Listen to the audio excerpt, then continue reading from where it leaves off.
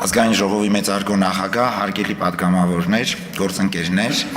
ներկայացված Եվրոպական միությանը Հայաստանի Հանրապետության անդամակցելու գործընթացի մեկնարկի մասին օրինագիծը,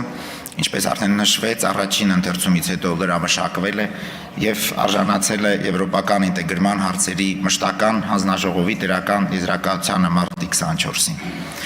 Մեր կարծիքով քննարկվող օրինագիծը համապատասխանում է ժողովրդավարական ինստիտուտների զարգացման, հասարակության բարեկեցության բարձրացման, անվտանգության, դիմակայության եւ իրավունքի ամրապնդման Հայաստանի հանձնառությանը։ Օրինագիծը համահունչ է Եվրոպական միության հետ հարաբերությունների խորացման Հայաստանի նպատակին, համաձայն ազգային ժողովի կողմից հավանության արժանացած կառավարության 21-26 թվականների ծրագրին։ Եվրոպական միության հետ հարաբերությունների զարգացման մասին հայտնի ուղերձը հղել է նաև Հայաստանի Հանրապետության վարչապետը Եվրոպական խորհրդարանում հնչեցած ելույթի շրջանակներում։ Եվրոմիության հետ հարաբերությունների զարգացումը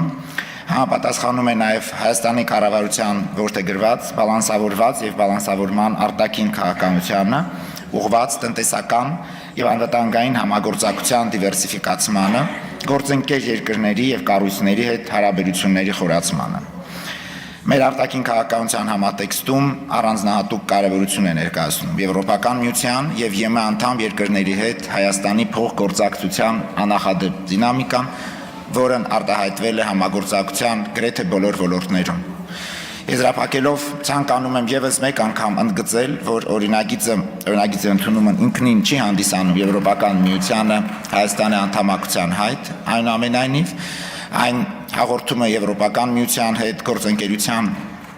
հորացումը նոր մակարդակի հասնելու ցանկություն ունեցող Հայաստանի քաղաքացիների ձգտումը եւ համահունչ է բալանսավորված եւ բալանսավորման արտաքին քաղաքականությանը։ Շնորհակալություն, առաջարկում ենք կողմ քվեարկել օրինագիծը։